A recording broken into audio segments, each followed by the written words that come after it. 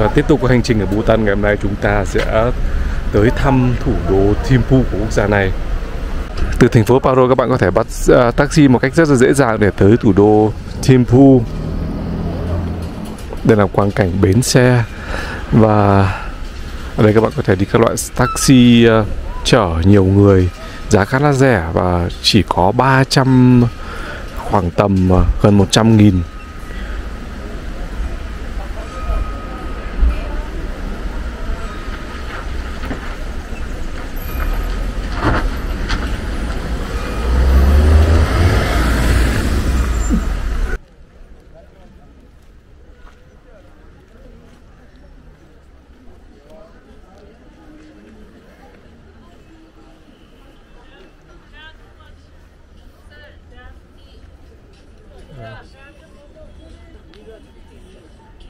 Đây là những sạp hàng bán đồ ăn đồ uống ở bến xe này.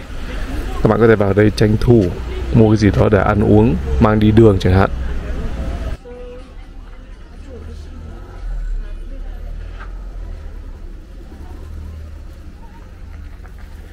Và để di chuyển từ thành phố Paro tới thủ đô Thimphu thì các bạn có thể đi xe buýt. Xe buýt còn rẻ hơn nữa. Tuy nhiên mình nghe nói là người nước ngoài nếu mà không có tour guide, tức là người hướng dẫn ấy, thì các bạn không được phép đi xe buýt. Nhưng mà tại vì là giá đi taxi tiện nghi này rất là rẻ, do vậy và mình cũng không buồn thử xem là có đúng hay không nữa. Tại vì đi taxi tiện, rẻ và các bạn có thể tìm cách rất là dễ dàng. Và quãng đường đi từ thành phố Paro tới thủ đô Thimphu của Bhutan cũng là một trải nghiệm vô cùng đáng nhớ và độc đáo. Mặc dù quãng đường này không quá xa, chỉ khoảng tầm 50 cây số, tuy nhiên thời gian đi lại mất khá lâu, khoảng tầm 2 tiếng đồng hồ các bạn mới có thể tới đích. Và nguyên nhân là các bạn có thể thấy rõ ở đây. Đường ở đây chủ yếu là đường đồi, băng qua những quả đồi, những dãy núi trùng điệp như thế này và rất nhiều đoạn cua khó đi. Do vậy mà thời gian đi rất là lâu. Tuy nhiên bù vào đó thì các bạn có cơ hội được thưởng ngoạn những cái phong cảnh xung quanh hai bên đường này. Những phong cảnh rất là đẹp, hùng vĩ.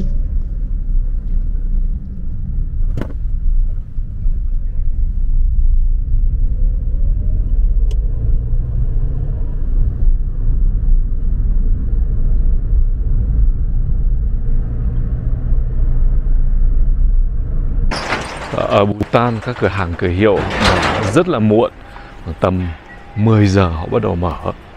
Các bạn thấy bây giờ là 9 rưỡi và tất cả các cửa hàng cửa hiệu vẫn còn đóng hết, trừ một số khách sạn và các quán cà phê thôi, còn lại là họ vẫn đóng.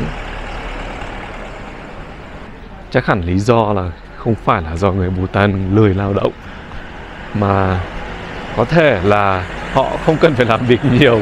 Vì như bạn biết ý, Bhutan là có một cái chỉ số rất đặc biệt, đó là chỉ số đánh giá cái hạnh phúc của người dân không phải bằng tiền, không phải bằng cái giá trị vật chất. Nhưng bù lại, theo quan sát của mình trong những ngày đấy thì những cửa hàng, thậm chí cả những cái khu chợ bán đồ địa phương, họ đóng cửa rất là muộn, tầm 9 giờ đêm, 10 giờ đêm họ mới đóng cửa. Như vậy là cũng bù lại cái thời gian mà họ mở cửa rất là muộn. Đây các bạn, chó nằm rất là thành thơi, nằm giữa phố luôn, không màng đến sự đời ai đi qua mà kệ.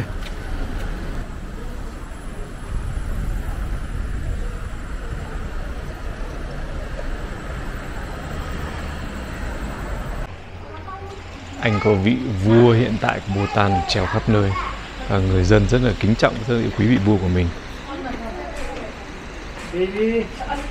Các bạn thấy những bộ trang phục truyền thống của Bhutan rất là đẹp, cả những em bé này mặc rất là đẹp. Trò chơi xổ số của Bhutan, các bạn thấy đây, mọi người tụ tập và chơi rất là nhiều. Có thể họ cao theo xổ số để mong trúng những cái giải. lớn nhất. Thấy người đàn ông ở đây tụ tập rất là nhiều.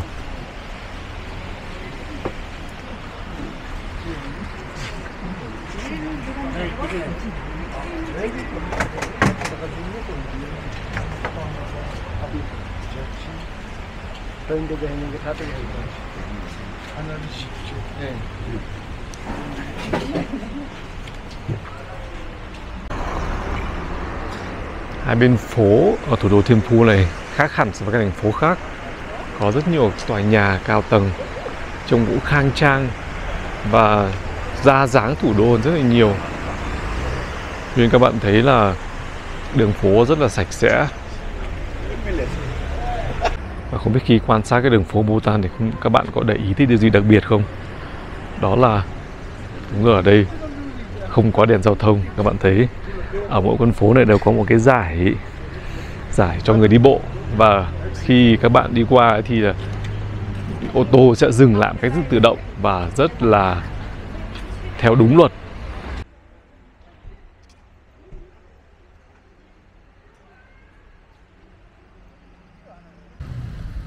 Đây là cái cổng vào trong thành phố, như một dạng cửa ô, trông rất phong cách và đặc trưng cho Bhutan, bên cạnh những dạng liễu và dòng sông.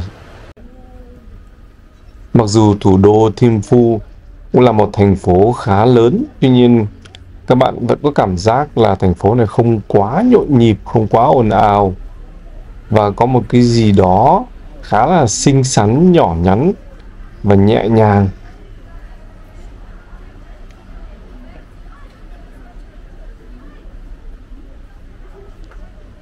Chỉ đi ngắm những cái trang trí ở xung quanh đây cũng thấy đã mắt.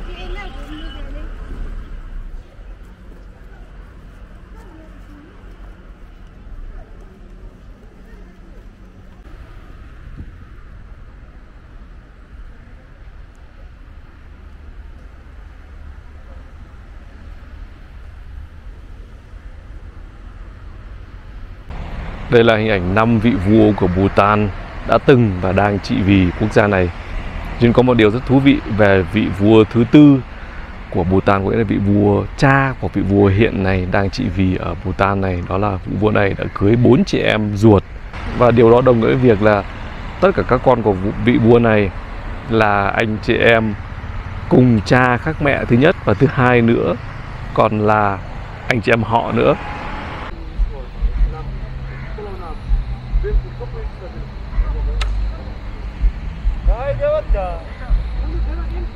Môn thể thao truyền thống, môn thể thao quốc gia và môn thể thao phổ biến nhất ở Bhutan đó là môn bắn cung. Chúng ta đang xem cái trận đấu bắn cung của người dân ở đây, chủ yếu là đàn ông. Hai đội đứng ở hai đầu sân vận động này sẽ đấu với nhau. Và đây có thể nói là cái hoạt động giải trí số 1, được yêu thích số 1 ở Bhutan. Vào các buổi chiều thì những thanh niên, những người đàn ông tụ tập chia thành nhóm để thi đấu những cuộc thi bắn cung như chúng ta đang thấy. Và có một điều mình khá thắc mắc là không hiểu người phụ nữ ở đây đâu, tại sao họ không chơi bắn cung mà chỉ có đàn ông chơi. Đây là những cây cung của những xạ thủ, trông thì khá là dài, to, tuy nhiên khi sờ vào, cái cầm vào thì các bạn thấy là cái cây cung này rất là nhẹ. Và cái cây cung này được làm bằng một loại tre, không phải loại tre bình thường mà một loại tre khá đặc biệt. Thế nên nó mới tạo ra một cái loại cung tên rất là nhẹ. Và không chỉ cái cây cung tên này được làm bằng tre, mà còn cả mũi tên nữa cũng được làm bằng một loại tre đặc biệt đó. Và anh bạn xạ thủ rất là thân thiện này đã dành thời gian để giải thích cho mình cái luật chơi và những cái điều liên quan tới thói quen chơi cung tên của những người đàn ông Bhutan.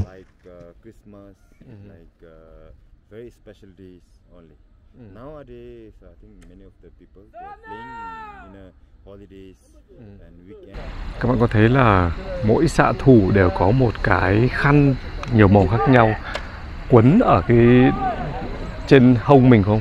Người thì có rất nhiều cái, người không có cái nào. Và rất nhiều màu sặc sỡ. Điều đó thể hiện là mỗi khi họ bắn trúng đích một lần thì họ sẽ được phép đeo một cái giải băng đó vào người. Người nào nhiều thì chứng tỏ là họ đã bắn trúng đích rất là nhiều lần. Còn có người không có một cái giải băng nào hết. Và họ chơi bắn cung tên không chỉ chơi ở trên các bãi, những cái sân vận động, mà còn chơi cả ở trong rừng nữa, ví dụ trong các hoạt động dã ngoại như thế này chẳng hạn. Nhưng mà đây, môn này có hơi khác một chút, đây là môn ném cung tên thì đúng hơn.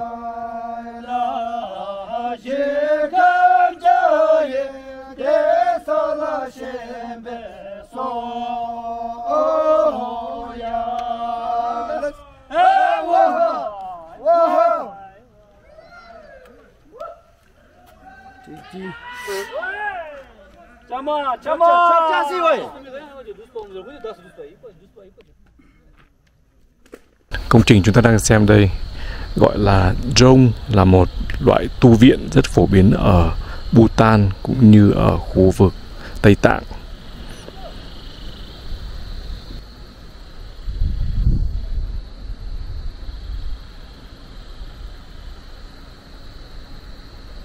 Những công trình kiến trúc vô cùng ấn tượng, khác biệt so với tất cả những cái ngôi đình, ngôi chùa hoặc những công trình về đạo Phật mà chúng ta được thấy ở các quốc gia khác.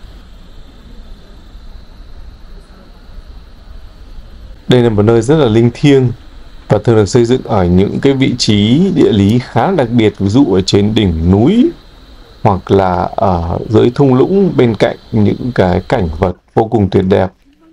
Và người dân Bhutan cũng thường xuyên lui tới đây để cầu nguyện. Ở đây có một loại quả mà mình chưa xác định là quả gì. Quả trông rất là đẹp mắt. Khi chín thì đỏ và bên trong ruột đây các bạn thấy là màu vàng. Quả rất là lạ, không lần đầu tiên nhìn thấy. Bên trong có cả hột nữa, mà không biết là có ăn được không.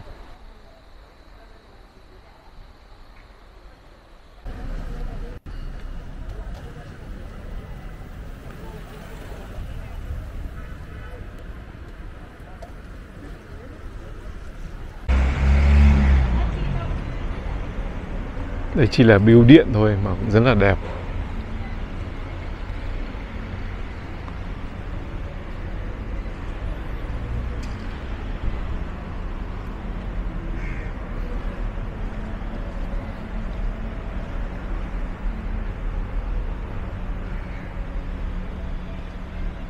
Thimphu là một thành phố khá là hiện đại, và cái sự hiện đại này được trộn lẫn bởi những cái nét truyền thống rất đặc trưng của Nepal, tạo nên một cái ấn tượng rất là tuyệt vời. Và đây đương nhiên là không thể thiếu được những cái tấm chân dung của vị vua hiện tại của Bhutan.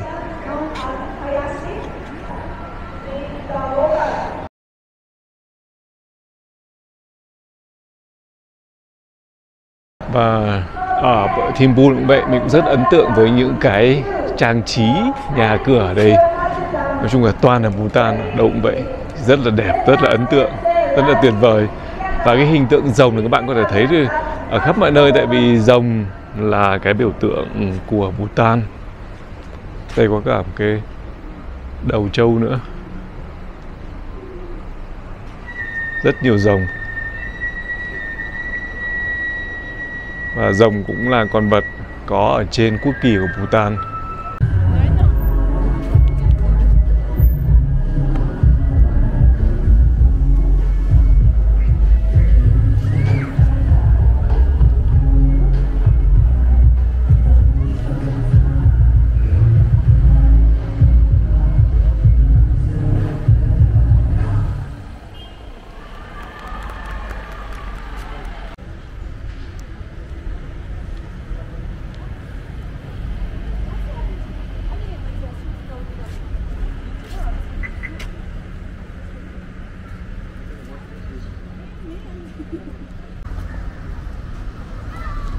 Chúc các công trình ở đây cũng rất là kiểu cách và rất là đẹp. Và đây chắc là các bạn tưởng là một ngôi đình, ngôi chùa nào đó, nhưng mà không phải.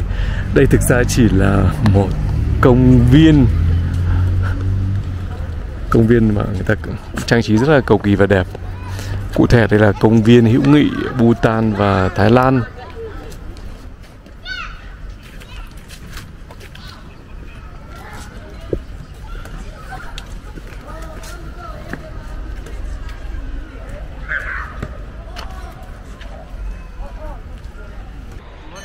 Một góc thành phố Thimphu, thủ đô của Bhutan. Và ngay đằng sau lưng của thành phố là những quả đồi, những dãy núi. Và ngay trên dãy núi đó cũng có những ngôi nhà rất là bắt mắt. Trông không khác gì Thụy Sĩ. Các bạn đã từng tới Thụy Sĩ chắc chắn các bạn sẽ có thể hiểu được cái so sánh này. Tòa nhà nằm trên ngọn đồi rất là đẹp, rất là thơ mộng. Tuy nhiên, nếu mà nhìn sang bên phải một chút thì các bạn sẽ thấy ngay đây không phải là ở châu Âu.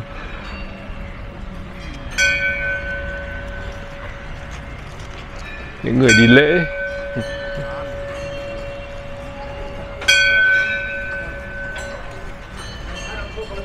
Và khi các bạn vào những cái khu đền như này thì các bạn muốn đi lễ thì phải đi một vòng theo chiều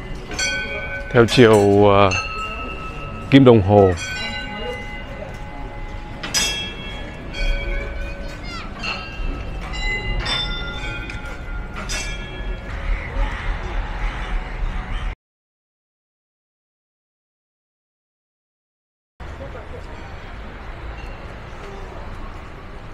Đây, ngay bên cạnh cái tu viện này, đằng sau là những quả đồi và những ngôi nhà rất là đẹp.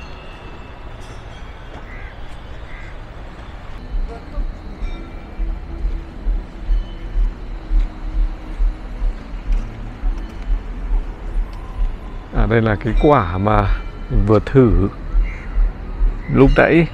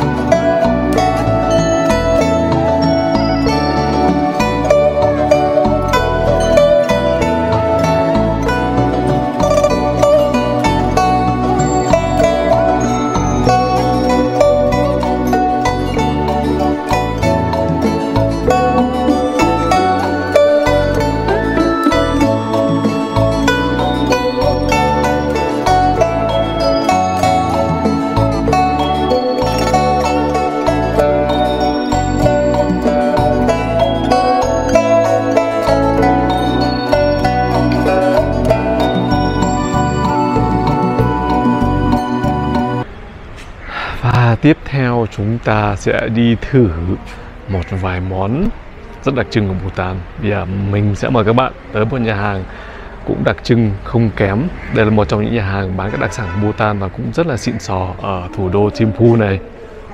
Đây là cổng vào của nhà hàng này. Đây là cổng vào của nhà hàng này.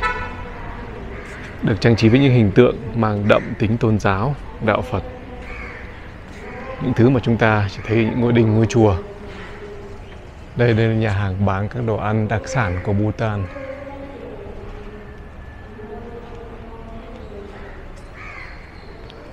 Lối vào không được đẹp lắm tại vì để xuống dưới cái gara. Trang trí những hình tượng đặc trưng của Bhutan. Còn bên này là những hình ảnh đặc trưng của Bhutan.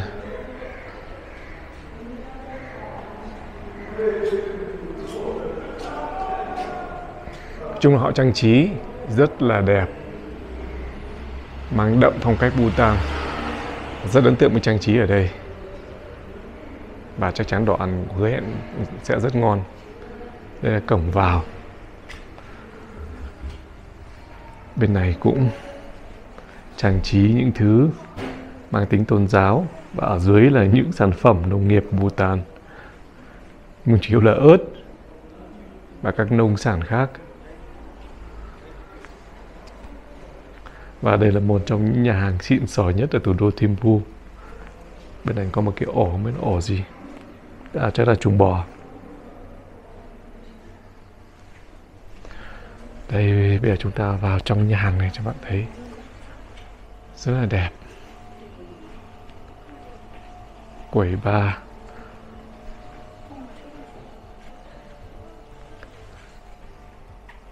Rộng rãi, thoáng đãng, đẹp, mang đậm phong cách của Bhutan. Rồng. Và bây giờ mình cố tình chọn cái thời điểm sớm sớm một chút để vào ăn tối, để không có ai ở đây hết. Mình một thế giới này tha hồ. Rất là đẹp. Rồng. Đây là rồng phượng. Bây giờ chỉ còn xem đồ ăn như nào nữa thôi. Và bên này đương nhiên không thể thiếu được chân dung của nhà vua của Bhutan hiện nay.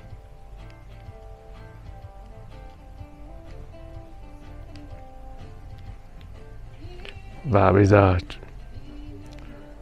mình đã sẵn sàng thử những món ăn đặc trưng nhất của Bhutan, xem ẩm thực Bhutan như thế nào. Ngay cả ở đồ uống của Bhutan cũng có một số loại mà mình thấy rất là thú vị. Ví dụ như là có loại bia làm từ gạo đỏ. Và bây giờ mình sẽ uống cái loại này. Đồ ăn ở Bhutan không hề đắt chút nào các bạn ạ. Khá là rẻ nữa là khác. Ví dụ như là cái chai bia mình vừa đặt là bia gạo đỏ. Và giá của chai bia đó là 250 nukrun, tiền Bhutan, tiền đọc rất là khó, khoảng tầm 70.000 Việt Nam mình thôi. Và các món chính ở Bhutan cũng khá là rẻ. Các bạn thấy từ 300, từ 280, từ 250 là món rẻ nhất. Và món đắt nhất là 400, 250 thì là khoảng tầm 70.000, còn 400 thì khoảng tầm 100.000. Một món chính ấy. Chung là khá là rẻ. Bây giờ mình sẽ chọn một trong những cái món để mình thưởng thức. Đó là món thịt bò khô. Và giới thiệu cho các bạn biết đây là món bia làm từ gạo đỏ. Là một loại bia khá đặc biệt ở Bhutan. Có lẽ chỉ có Bhutan mình chưa bao giờ uống một loại bia nào mà được làm từ gạo, mà loại gạo đỏ nữa. Bây giờ chúng ta thử xem là mùi vị nó ra sao.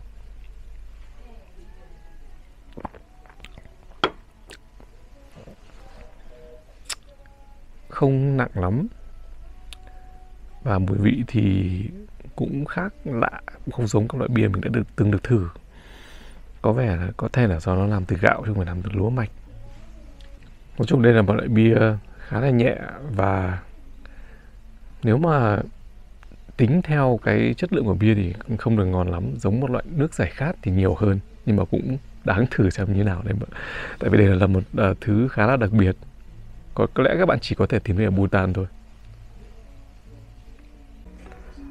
Cái món khai vị đầu tiên mình đặt là cái món salad quinoa.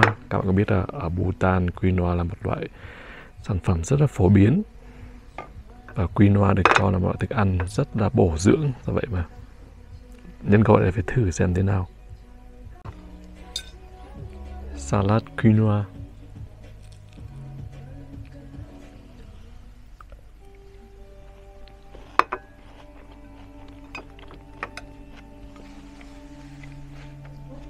có hơi khác so với các loại salad mà chúng ta thường được biết. Món này ăn hơi ngọt ngọt một chút, không biết họ cho cái gì vào, hơi ngọt ngọt nhưng ăn cũng khá là dễ chịu, khá là ngon. Và bây giờ đến lượt món chính, được phục vụ bằng cái bát gỗ rất là xinh. Và món chính ở đây họ ăn kèm với chủ yếu là cơm. Đây là cơm làm từ gạo đỏ, bát rất là to. Và đây là món chính của mình, đây là món thịt bò khô ăn với curry. Không biết người Bhutan ăn như thế nào, nhưng mà mình cứ tận thử theo kiểu cá nhân của mình thôi. Cho cơm vào cái bát nhỏ nhỏ rất là xinh như này, cơm làm từ gạo đỏ. Sau đó thì cho thức ăn vào thôi. Không biết có đúng ăn theo kiểu của người Bhutan không. Thịt bò và nước sốt curry, nhưng chắc chắn là không giống curry của Ấn Độ. Bát rất là nhỏ, rất là xinh, tí ti này. Bây giờ ăn thử xem nó thế nào.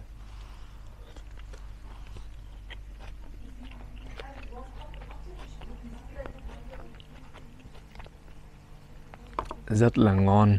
Thịt bò nó dai dai, tại vì là thịt bò khô mà, nhưng mà không quá dai, vẫn đủ mềm để có thể nhai và nuốt trôi một cách dễ dàng.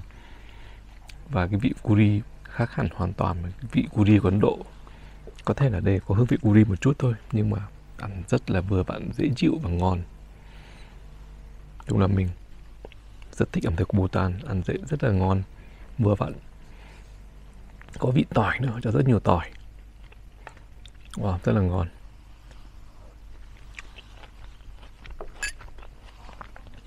Ngon. Giống như một bát súp thịt bò, bát canh thịt bò của chúng ta đấy, ăn rất là ngon các bạn ạ, tuyệt vời luôn. 10 điểm cho món này. Và như các bạn biết thì người Bhutan ăn rất là cay. Khi vào nhà hàng Bhutan các bạn có thể lựa chọn, có thể bảo trước là các bạn muốn ăn cay ở mức độ nào thì người ta sẽ làm theo ý bạn. Và của mình hơi se cay một chút thôi, vừa vặn, rất là dễ chịu, vô cùng ngon.